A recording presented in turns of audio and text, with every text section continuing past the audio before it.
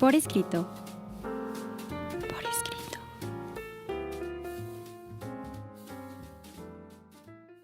Eleva tus sentidos. Estamos en Radianáhuac, que es tu programa por escrito, y el día de hoy nos acompaña. ¿Qué tal? Sean muy bienvenidos. Mi nombre es Cecilia Durán Mena y seguimos atrapando lectores y escritores para nunca dejarlos ir. Un servidor, Juan Carlos Padilla, Lalo en producción, las redes sociales, por favor. Nos pueden contactar en Facebook en Revista por Escrito, en Twitter con @por escrito, también en Instagram en @revista por escrito, en Spotify en Por Escrito. Tenemos también nuestra página web www.porescrito.org y en el canal de YouTube Por Escrito, y nos pueden escuchar todos los miércoles a las 9 de la noche en Código Libre. El día de hoy, un espíritu del pasado me vino a visitar y es la inspiración del próximo pretexto literario. Vamos a la sección.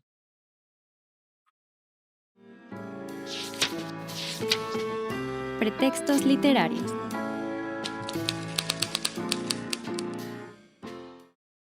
Ya estamos en nuestros pretextos literarios. Mi querida Ceci mencionaba que un fantasma del pasado viene, Ay. porque siempre he dicho que yo en otra vida fui cartógrafo. Entonces, ¿cuál es el pretexto del día de hoy? Saber en dónde estamos, mi querido Juan. Hoy vamos a hablar.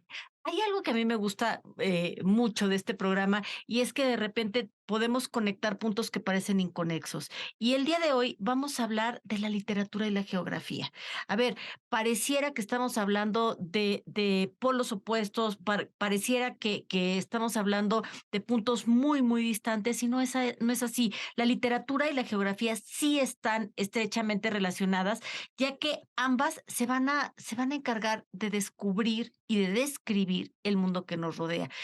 Claro que desde el punto de vista de la geografía vamos a hablar de lo físico, de lo tangible, de lo que existe, y en la literatura vamos a hablar de la fantasía, de lo etéreo, de la emoción, de la sensación, del sentimiento. Sin embargo, hay un punto de congruencia en donde nosotros hablamos ya sea de mundos reales o de mundos imaginarios, y aunque pareciera que estamos en diferentes lugares, podemos pensar que estamos hablando de lo mismo. Me hizo recordar, Ceci, cuando empezó la conversación ahorita, de un meme filosófico. El clásico señor que está parado en un centro comercial y le está viendo el mapita donde dice, usted está aquí, pero ¿sabe por qué está aquí?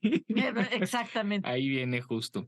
A ver, a mí me gusta en las clases de narración literaria que imparto entender que cualquier historia se tiene que desarrollar en un tiempo y en un lugar específico, en algún lugar de la Mancha de cuyo nombre no me acuerdo.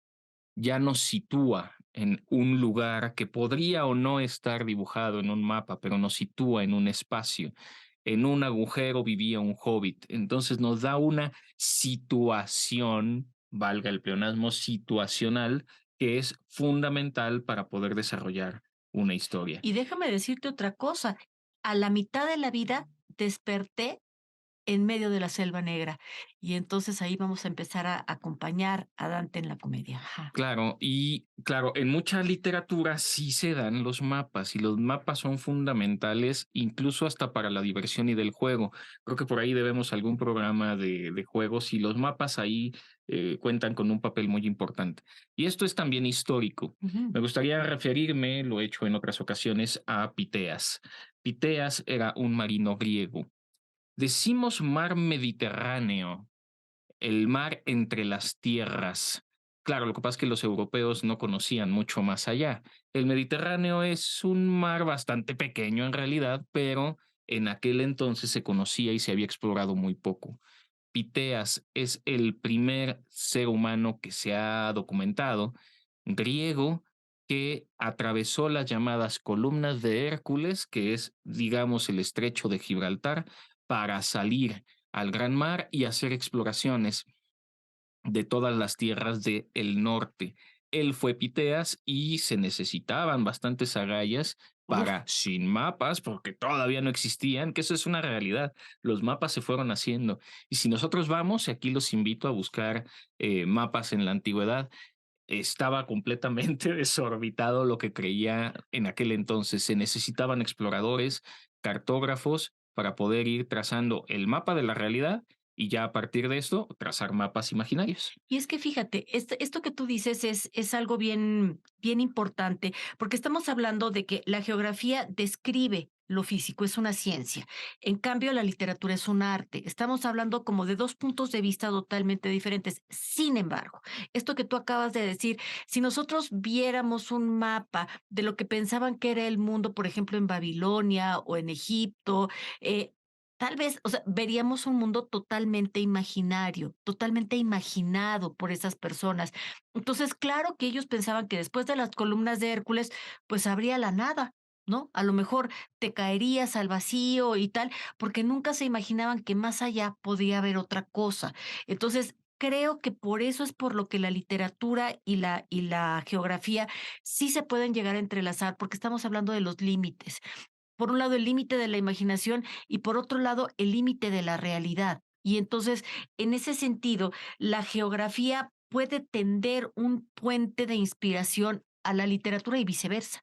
Claro, estaba pensando justo el mapa de Ptolomeo es el que habría que revisar, porque el Mediterráneo se configura como el primer centro geográfico en mapas, pero después cuando la gente se dé cuenta de que no es el Mediterráneo el centro del mundo, de que el mundo en efecto es una esfera, de hecho, pues para todo ello va a tardar un tiempo.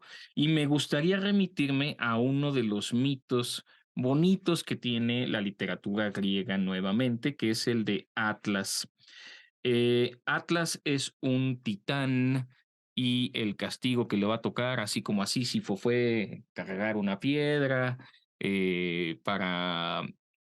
Ay, se Llegar me a la fue. cima y No, que de sí. ahí se baje. Lo que le ocurre a Atlas es que él va a tener que cargar toda la bóveda celeste en sus espaldas. Y por eso vemos esta escultura de Atlas cargando el mundo.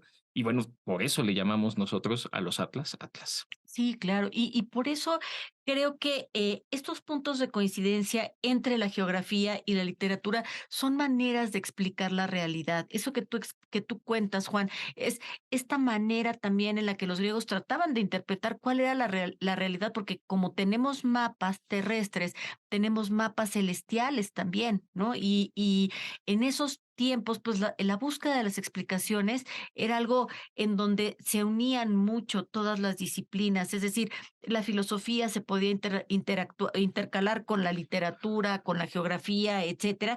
Y creo que la literatura y la geografía comparten el objetivo de contar historias sobre el mundo que nos rodea. Ahí tenemos un punto de coincidencia. Por otro lado, la literatura utiliza la narrativa para crear mundos imaginarios y para explorar temas universales. ¿Cuáles son los temas universales? Ya lo sabemos. El amor, el desamor, la justicia, la equidad, la muerte. En fin, creo que, y la geografía por su parte va a utilizar datos concretos, por otro lado. Y ambas disciplinas tienen la capacidad de enseñarnos cosas nuevas sobre nuestro entorno. Sin duda. Ahora, tanto en los mapas físicos de la realidad como en los imaginarios, hay una necesidad de orientación del mapa. Porque si no tuviéramos, y ustedes no van a poder verlo, pero Cecilia se vistió para la ocasión, porque Ay, está sí. muy cartografiada, está la estrella polar. La estrella polar es la que se utiliza como referente para saber cuál es el norte y cuál es el sur en un mapa. Y esto es fundamental porque si no tenemos esta referencia, no vamos a saber ni siquiera cómo mirar el mapa y entonces nos vamos a ir para el lado equivocado. Eso me parece una de las cosas sensacionales y uno de los tres grandes inventos que dieron paso o término a la que llamamos en historia Edad Media y el inicio del Renacimiento, la era moderna, van a ser, por un lado, la pólvora, por otro lado, la imprenta, pero el tercero, y es el que nos remite, porque además permitió la navegación y las exploraciones, la brújula. Y con la brújula y los mapas vamos explorando el mundo. Con una brújula, con un mapa y con un catalejo podemos hacer exploraciones literarias. Pero de momento, vamos a la siguiente sección.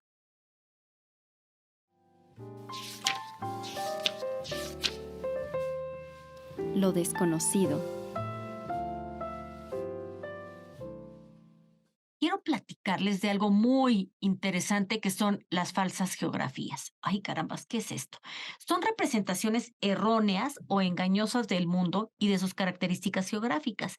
Estas pueden ser creadas intencionalmente para manipular o para engañar a las personas, o también pueden ser el resultado de errores o de ignorancia en la interpretación y la representación de los datos geográficos. Bueno, hasta qué punto puede la ficción modificar, alterar o influir en la realidad? Y la siguiente pregunta es, ¿en qué medida puede una geografía concreta ser la base real de un mundo fantástico? Guiándonos por estas preguntas, nos podríamos poner a pensar en ciertos escritores y fotógrafos que salieron en búsqueda de territorios donde otros autores ya habían participado, ya habían escrito de ellos. Por ejemplo, Juan Carlos Sonetti, Andrea Camarelli o Juan Benet situaron las historias que contaron en sus libros. Sabían de antemano que ninguno de estos sitios existía, pero por lo menos, tal y como fueron descritos por sus creadores, parecía que fueran algo concreto. Entonces, narraban una realidad construida con seguridades falsas. Estas crónicas, estos cuentos, estos ensayos contenían mapas e instantáneas en blanco y negro, resultado de esta aventura intelectual en la que se reunieron regiones imaginarias, que fue como una especie de antología que convierte en cercanos y en tangibles un puñado de lugares ficticios que podemos encontrar en la literatura de antaño y en la literatura contemporánea. Por ejemplo, una falsa geografía es el mapa de Mercator, que es una proyección cilíndrica que distorsiona la forma y tamaño de los continentes para favorecer la navegación. En este mapa, los países cerca del Ecuador aparecen más pequeños de lo que realmente son, mientras que los países que están cerca de los polos aparecen alargados, más grandes de lo que son en realidad. Otro ejemplo de una falsa geografía es la idea de que en África, el continente sea denominado como un país. A ver, África es un continente súper diverso, tiene 54 países diferentes por lo menos.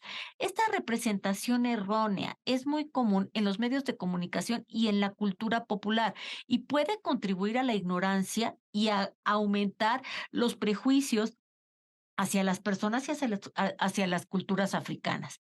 También las falsas geografías pueden ser utilizadas para manipular y para controlar a las personas. Por ejemplo, el gobierno puede crear un mapa que exagera la importancia de su propio país y minimiza la importancia de países vecinos o enemigos. Algunos ejemplos de los que más me gustan de falsas geografías son mi queridísimo Comala, de mi apreciadísimo Juan Rulfo. También los murmullos, este antecedente de Pedro Páramo, que está inspirada en el pueblo de Tuxcuesco, un pequeño pueblo de Jalisco. O Santa María de Juan Carlos Sonetti, que es un espejo de ciertas áreas de Montevideo y del Río de la Plata. O Envigata de Andrea Camerelli, que degusta los mismos platos que en Sicilia, por lo que resulta fácil deducir su ubicación. Bueno, regiones creadas que están supuestamente situadas en ciertas inmediaciones, que tienen ciertos ríos, que están al norte o al sur, que describen y que nosotros podríamos suponer, porque nos están dando ciertos datos para poder adivinar en qué tipo de geografía está. O sea, podemos adivinar que el río al que se refiere Faulkner es el río Mississippi. Podemos saber que Joyce se está refiriendo a Londres, que Proust se está refiriendo a París, que probablemente Rulfo se refiera a esta parte árida, seca de las inmediaciones entre Nayarit y Jalisco. Y claro, claro que sí, podemos también pensar que el condado de Lafayette en particular es este lugar en donde se van a especificar las coordenadas de una miscelánea de regiones, de regiones imaginarias. Claro que nos encantan estas regiones falsas, estas falsas geografías.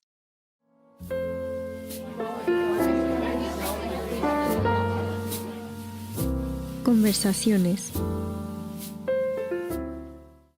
Hemos llegado ya a nuestras conversaciones, mi querida Ceci, y si me lo permites, me gustaría remitir a algo que no es que sea un secreto, pero es un poco conocido y tiene que ver con por qué se llama este continente como se llama. ¡Ay! Fue Cristóbal Colón quien descubrió, entre comillamos, aunque me parece muy razonable y honorable el que lo haya hecho, porque aunque los vikingos pudieran haber llegado al norte del continente, pues no lo hicieron en un afán explorativo, o si lo No. hicieron en afán explorativo, no en afán de conquista, con todo lo positivo y negativo. Pero no conocemos este lugar, sí como colonia, pero se llama América. Y se llama América porque aquí se unen geografía y literatura. Eran tiempos en los que la imprenta tendría 50, 70 años apenas de existencia y Américo Vespucio era en realidad un cartógrafo, un editor, y sale a su nombre. De la edición de Américo empezaron a dividir el continente en norte y sur, pero la gente empezaba a hacer referencia no al continente, sino al libro que contenía la información sobre el continente. Y como era el libro de Américo, a estas tierras se les llamaron las Américas. Qué maravilla, qué belleza de anécdota y sobre todo cómo la cuentas. Fíjate que otra cosa que platicábamos fuera de micrófono es cómo la geografía tiene como este ímpetu explorador y las palabras tan hermosas que se encuentran alrededor de la geografía. Por ejemplo, astrolabio, por ejemplo, sextante, por ejemplo, catalejo, por ejemplo, es decir, todas estas palabras y todos estos artilugios que se necesitan para hacer un buen mapa.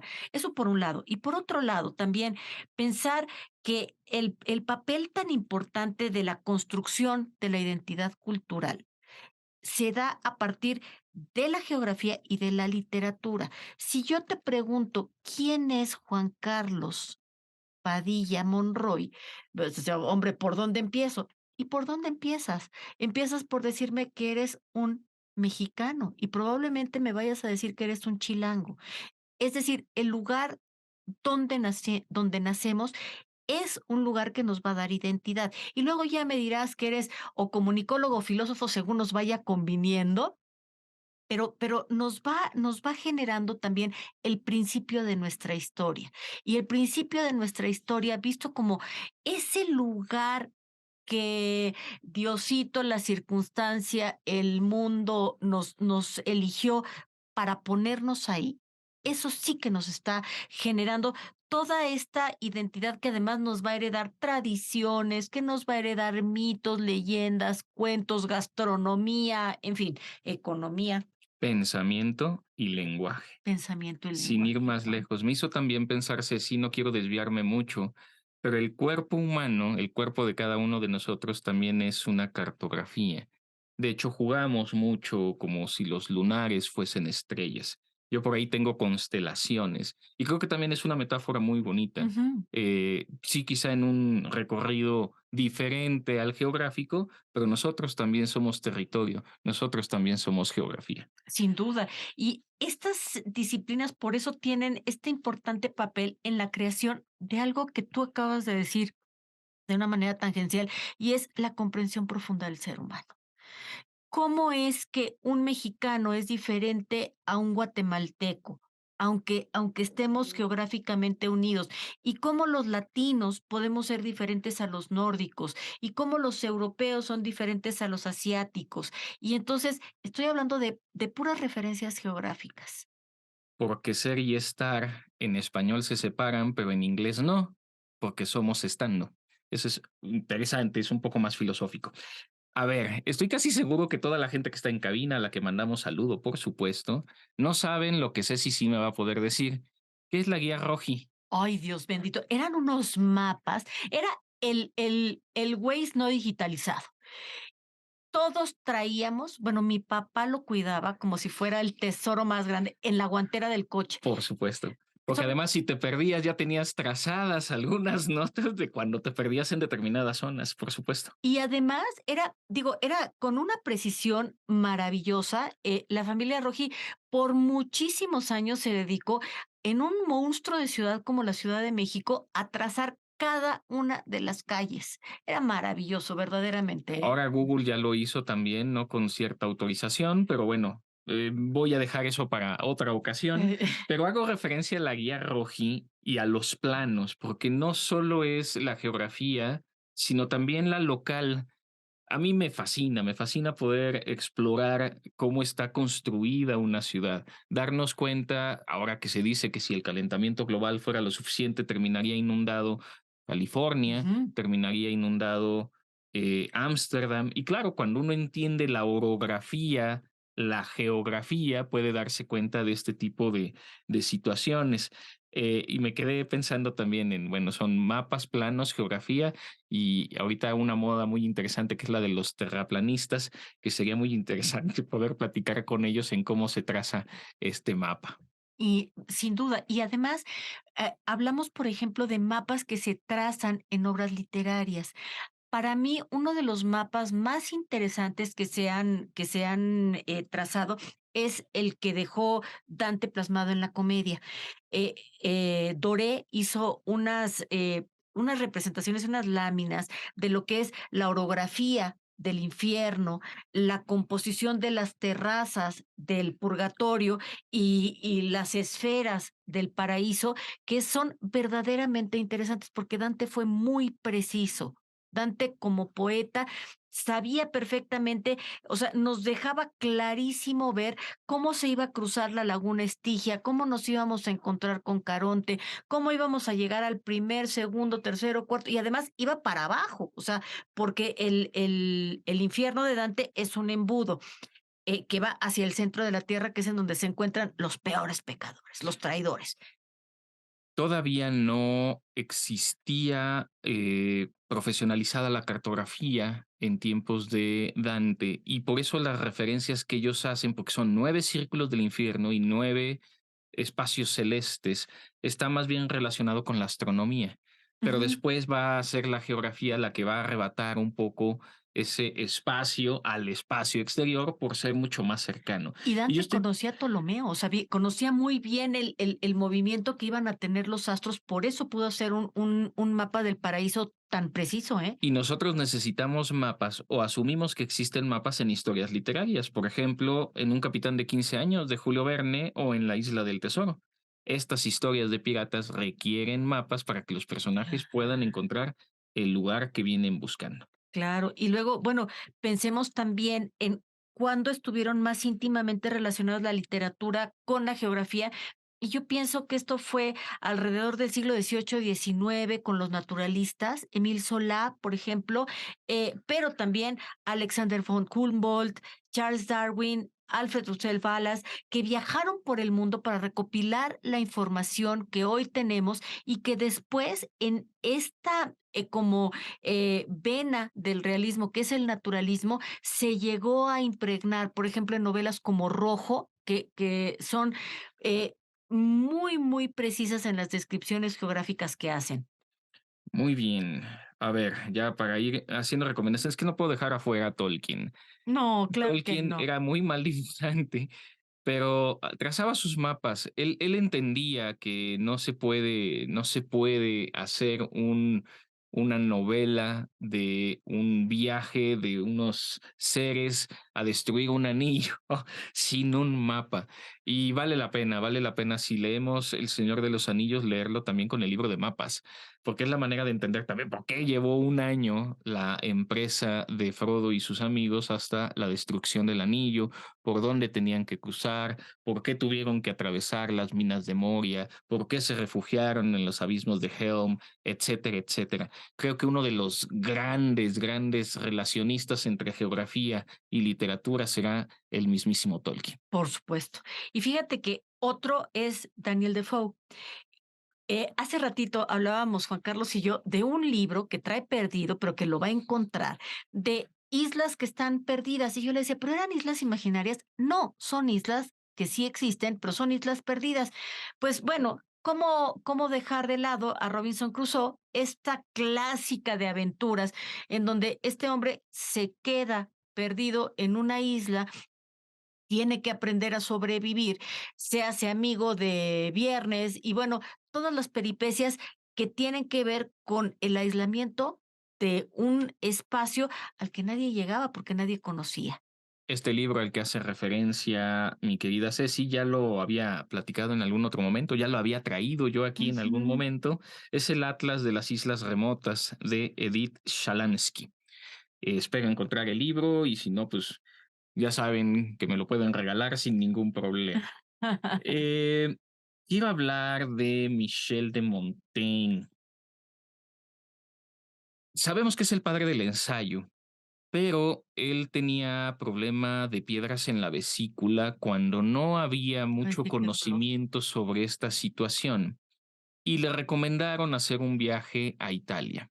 Y él va a recorrer toda Italia en aproximadamente 17 meses y 8 días.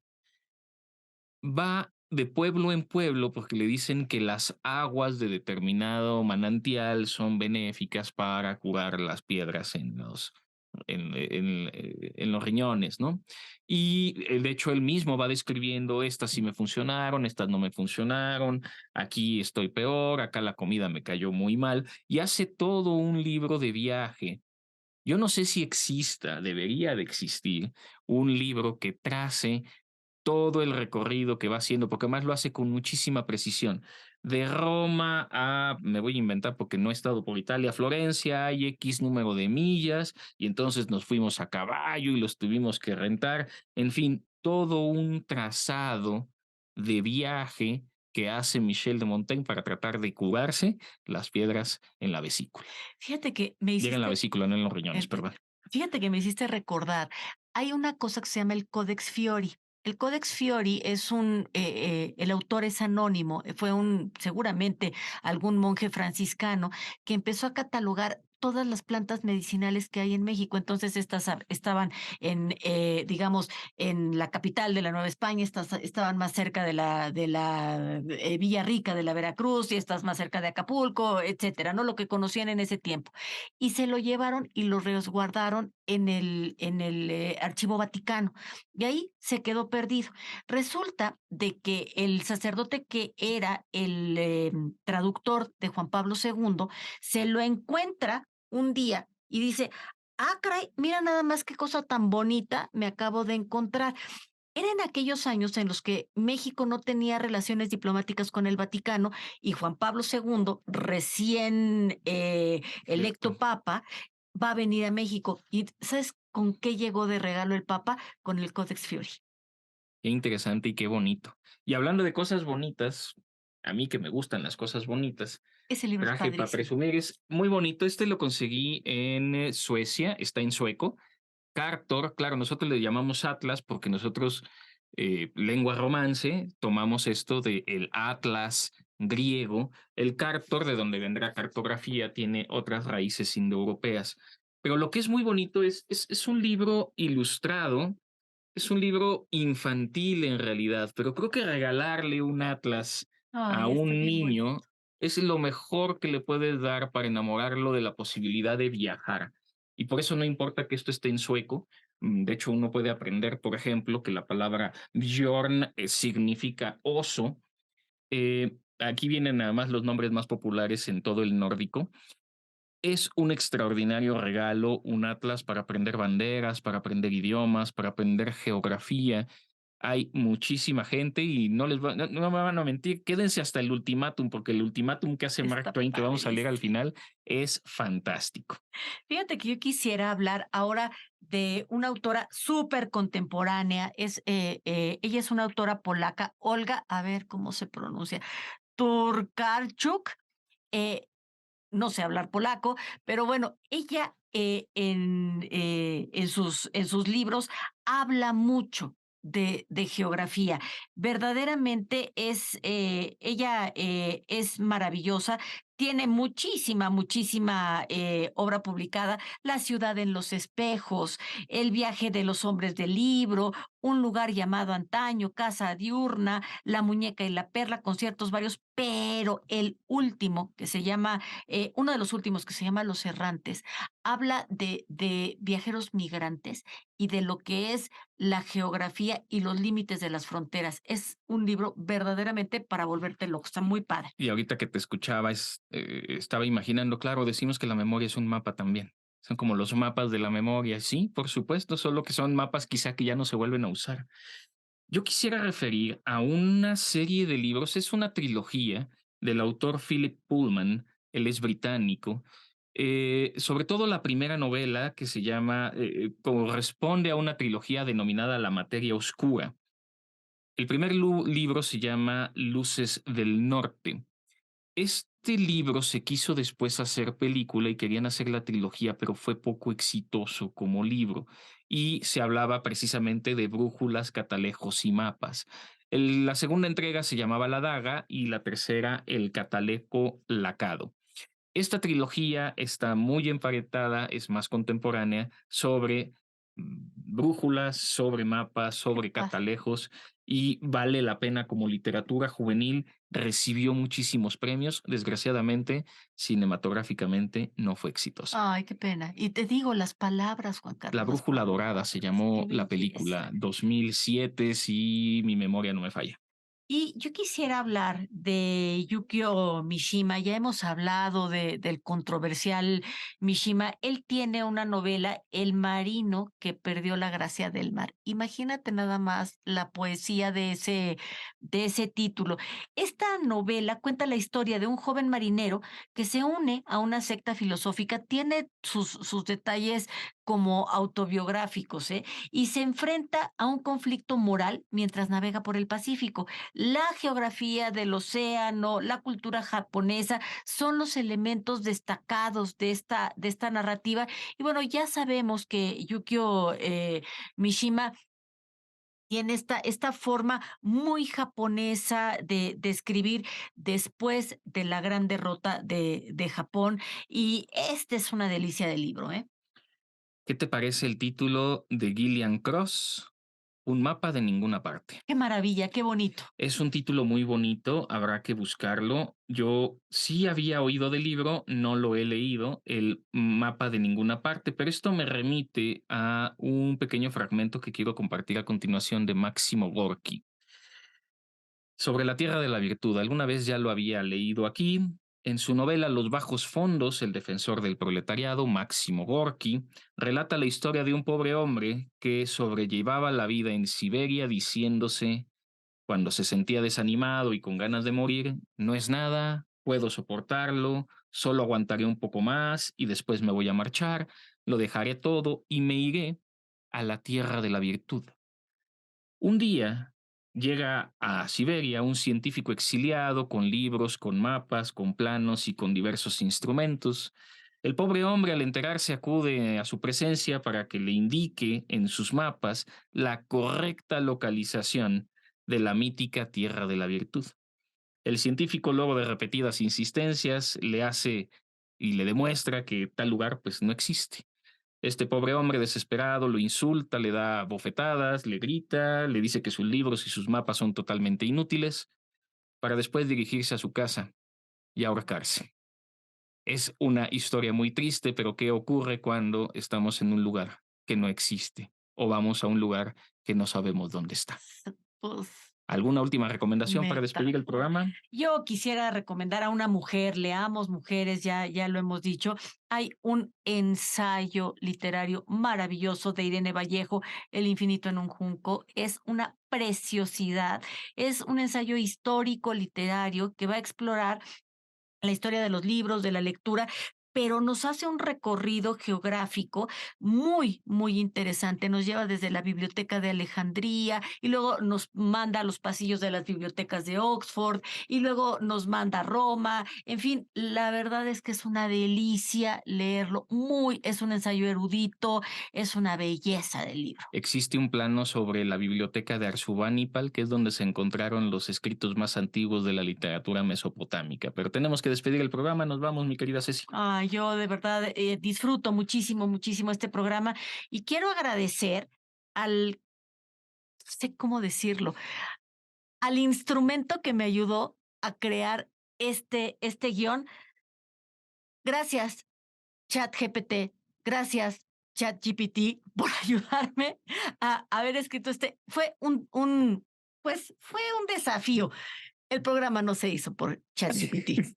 Gracias No, al cielo. ahí vamos a tener que hablar de esto en algún otro programa. Nos despedimos ahora sí. Recuerden que seguimos atrapando lectores para nunca dejarlos ir. Saludos a todos los que ayudaron en la producción, en la ejecución de este guión también y a la gente que está en cabina. Que su vida literaria sea gozosa. Ultimátum.